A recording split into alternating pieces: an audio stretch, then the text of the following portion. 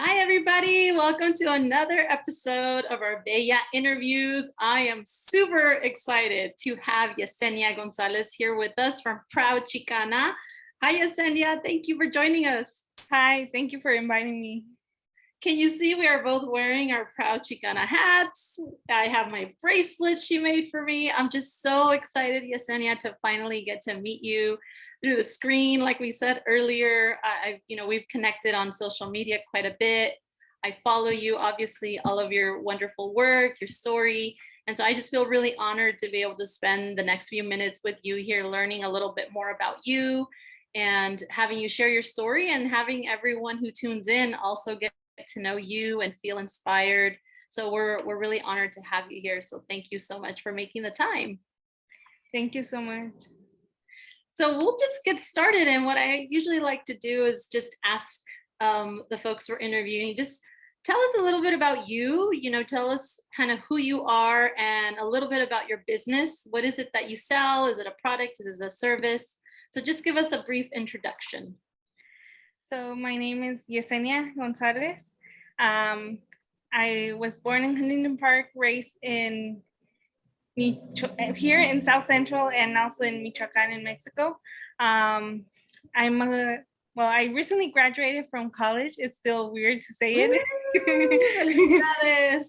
Gracias. And I will be starting a master's program in the fall next semester. So I sell handmade jewelry and different items like shirts, hats, shirts.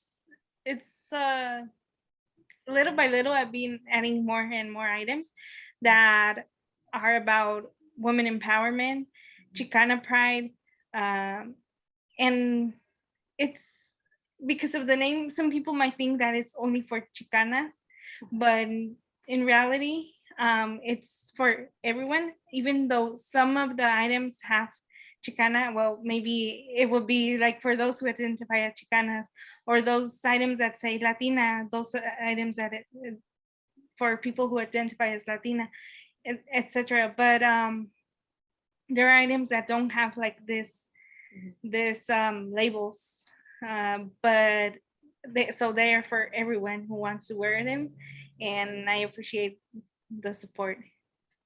That's great. Yes, no, I've seen you have a lot of variety of different things. You're constantly adding new things. So definitely at the end, we're going to tell folks and share with folks how to stay in touch with you and follow and support you.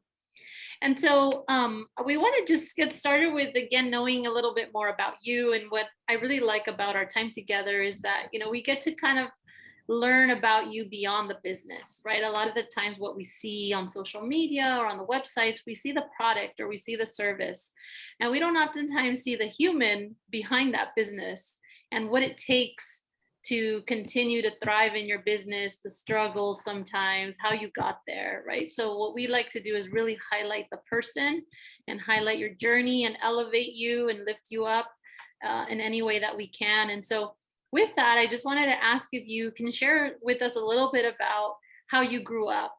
Did you always think about being a business owner? How was it for you? I know you said you grew up in South Central and you grew up in Mexico. So tell us a little bit more about that. What do you mean by that? Like, how was that like about your childhood? So I've been kind of back and forth. When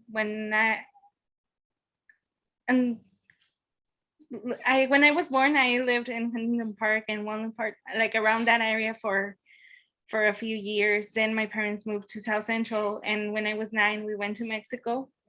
And like I started doing jewelry when I was about 4 years old. And when my family asked me, ¿qué vas a hacer cuando seas grande? I used to answer, voy a ser pulserera. They would just make fun of me because, that's not even a word. But I guess like in my mind, it was to be a businesswoman who makes bracelets. Yeah. And so yeah, since I was around that age, I wanted to start a business, I guess. And I used to do bracelets to sell with my mom at yard sales. And then when I went to Mexico, I used to do them over there and sell them. And when I started middle school also in Mexico, I used to take them and sell them over there. And when I started high school, I think I stopped because I think I was like more ashamed to do so. And then like 5 years ago, when I came back to the US, I was like, I want to start again. I want to start a business. But then I was like, nobody's going to want to buy me anything. And I'm just going to waste my money and I have no idea how to. So I was like, no. And then over a year ago, I was like, okay, I am going to start it because I need money for grad school. So I ended up starting it and doing research on how to start a business. And my friend also helped me a lot. And yeah, that's how everything started. Wow, that's really amazing. Yeah, and I think, it's when we're kids or we sometimes we make up our dream jobs, right? Where we imagine, we dream, and I think what's beautiful about your story and you sharing that is you did kind of make up your title for yourself, right? I mean, maybe you wouldn't say a pulserera, dijiste? Pulserera. When you introduce yourself, you would say, a business owner, emprendedora, or, whatever word you use, but it goes way back to that experience you had when you were little. I think that the spirit of who you are has followed you throughout your whole life, desde chiquita. Empezaste así con los sueños and, the ideas, the creativity, and it's brought you to where you are, like full circle, so that's really neat to hear about your story. So tell us a little bit more about the brand and the business that you have. How did you come up with the concept of it, and what inspired you to really start it? I know you said you needed money for school, but it's a big decision to make, so how did you kind of I don't want to use the word make yourself, but how did you finally say, make the decision to be like, okay, lo voy a hacer? And where did your inspiration come from for the brand, the Proud Chicana, the shirts you make, all the things you make? Yeah, as I mentioned right now, since 5 years when I came back to the US, I'm going to start it, but I didn't have any idea how to. And I think it was the imposter syndrome and self-doubt, as always, telling me, no, you're not going to make it, that you're just wasting your time, and all that stuff.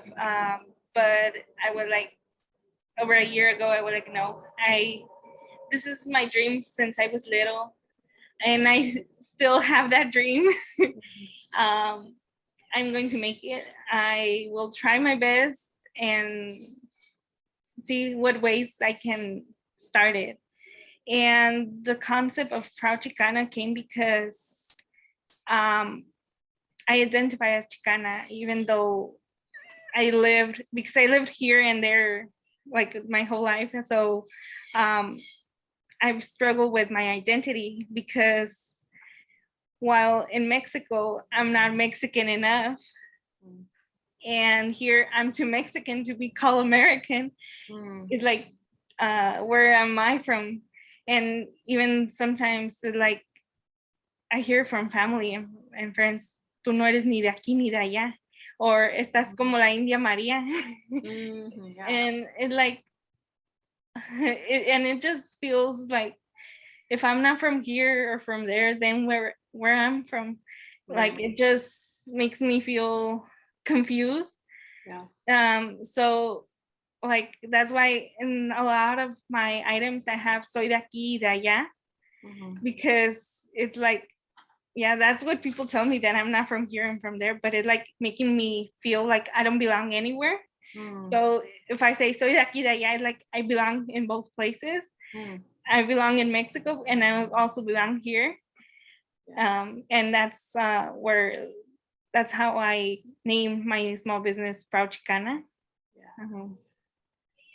Yeah, I love that. I think there's so many of us, and I'll definitely include myself, and I'm sure those that are listening that can relate to your story, to your experience. We, depending on the environment that we're in, sometimes we struggle with our identity, or, we're not quite sure. We feel like the world, society forces us to fit into a box or forces us to choose, right? Just being, let me just be who I am. And I am from here and I am from there. So de aquí y de allá. You've had your life, you've lived your life in Mexico, you lived your life here in the United States, and all of that has shaped who you are. But why are people trying to tell you that you're not here, you're not there, you're not, I'm a strong believer that you determine your identity. You decide. No one should tell me, let's say, like, que no eres de allá, or que sí eres de allá. Or, I grew up being called güerita all the time, like la güera. My abuelito used to always say, vente para Mexico a encontrarte un güerito, and I'd be like, no, that's not what I want for my, yo no me voy a casar. But we go through that, and a lot of people, I think, who are listening can relate to that, just having to feel like we have to fit into something, right? Or having other people tell us who we are, when we can make that determination, and our experience shapes that and shapes our identity, and it changes sometimes. So thank you for opening up and sharing that part of you. I think it's really important to bring it to light. So kind of with that, and I feel it and I see it, and time and time again with other emprendedoras, and definitely with you and your brand and your business, that I know that a lot of the times we get into business to make money, right? Because we need to, or we want to, but there's always a deeper purpose. I feel like it's always connected to something that's bigger than that, because that's what drives you. That's what keeps you going. I know it's not an easy journey. It could be very challenging. So can you speak to that a little bit? Like, what is your bigger purpose, your mission, not just of your business, but maybe like who are you? Like, what's your deeper value and your purpose, and how does that translate and transcend into your business? Yeah, so besides saving money for grad school, besides being a dream since childhood, it's also to help the community, because as women, we often are seen that we are not capable of doing things. So and more of women of color. So that's why I create items that help empower and motivate other women, and also for activism, like abolishing ICE, and other important things. I think it's really important, and it's part of something because my family had problems related to immigration. So this is also, like, a few months ago, I started donating to Al Otro Lado. A portion of every sale goes there every month. And because I understand the struggle of those families who suffer the consequences of those immigration laws. So through activism, in my small business, I also try to help the community, and also about mental health. I just graduated. I say again that it's hard to process it, but I just got my bachelor's in psychology, and it is a really stigmatized topic. Mental health is just seen as something that, just because you can't see it, people think that it's not real, but it's very important. So I also do it to raise awareness about mental health. Yeah.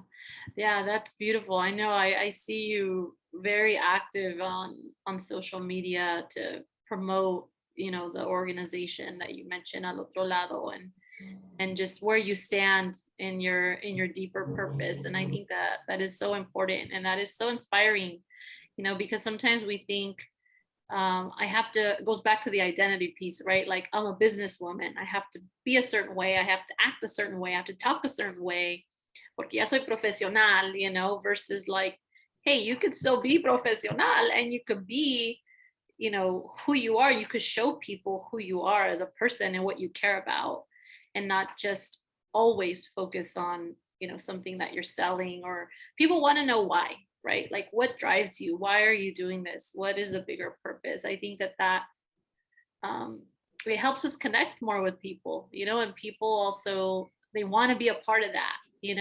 I know for me, I see that, and it's like I'm helping two organizations, or two, I'm helping you as a business owner, and I'm helping this other organization that you're supporting too. So, and I'm getting a great product that I love, so it does, I think, compel people to want to support it also, because they see like, okay, it's not just about that buying that one thing, or that kind of thing. It's about something bigger. So thank you for sharing that.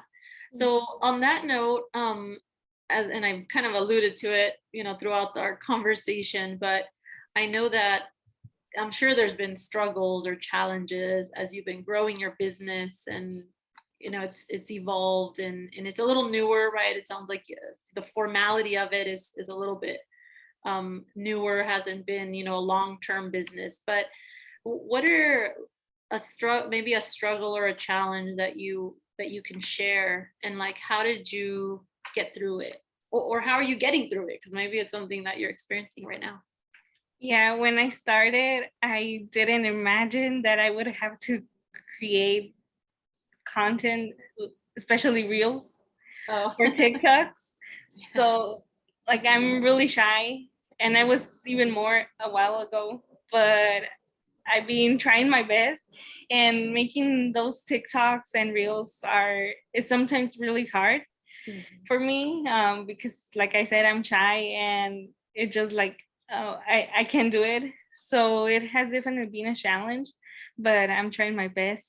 It's still hard, and little by little, I've been trying to create more. But yeah, I know that one day I'll be able to manage it better. Yeah, well, and you've come a long way, like you said. Just, I think, just the fact that you're doing it, that's a huge step. And some people don't get started because the fear takes over. I know in life that happens to all of us, in one way or another, where the fear gets to us, or it's too strong, and in this case, you took the step to do it. Whether, you might still feel a little comfortable, and that you maybe don't really want to, but it benefits your business, and so you do. I think just the fact that you made the decision, right, to do it, to try it, I think is, you should celebrate. That's a huge gift. That's a huge, for yourself. That's a big progress. I think a good step in the right direction. So what advice, or what tips, or what would you share with other Latina emprendedoras, or anyone wanting to start a business? Really, it doesn't have to be just Latinas or women, but those that are thinking about starting their business. What would you say to them? Like, what advice would you give them? Yeah, I would say that at the beginning, it might be hard, and people will tell you that you're just wasting your time and money, but don't give up. Do what your dreams tell you to. You will be able to make it, and you will accomplish whatever you set your mind to. And what would you say, for those that are running into challenges and don't know where to go? Like, what would you say if you could do one thing differently, or if you could go back in time and be like, oh, I wish I would have known this sooner, or I wish I would have done that? What would that be? I would say reach out to different resources, or even people who have a business that have been in a business for a longer time, don't be afraid to ask for help. Yeah, that's a big one. Yeah, sometimes it's scary, we don't know where to go, we don't know who to trust, because there's also a lot of people out there that take advantage, so I think that it definitely asking and being curious and people that you trust to help you find that resource is important too, but don't be afraid to ask. That's such good advice. So as we close we're kind of winding down a little bit, closing our time together here in this interview. I don't want it to end, but it has to end at some point. What are what are just some final words of wisdom that you would give to those that are listening, or something that maybe that we didn't cover that you feel compelled to share? I would say, once again, don't give up. You got this, and you will make it. And don't let imposter syndrome or self-doubt or anyone else tell you that you don't belong anywhere or that you will make it, because you will, and you belong wherever you want to be. Thank you. I love that. Yes, you belong. You belong. That's just a great, I think, statement for folks to walk away with. So, Yesenia, thank you so much for sharing a little bit of your afternoon with us. Everyone that's listening, I mean, you're seeing it here, La Gorra. I got these bracelets made and they inspire me. And we got the loteria. I'm just showing, I got everything right here on my desk. So please support Yesenia. She has such an amazing business, such a meaningful why and purpose. And as you can see, such a beautiful human being with a beautiful spirit. And so, Yesenia, we wish you continued success, for you to also keep going and not give up. And we're here to support you. And we invite our community that's listening to also follow and support. And if you're out there interested in starting a business, reach out to us, let us know. We're here. You belong, como dijo Yesenia. And we hope that you all enjoyed this interview. So thank you so much, everybody. Yesenia, muchas gracias. Thank you. Until next time.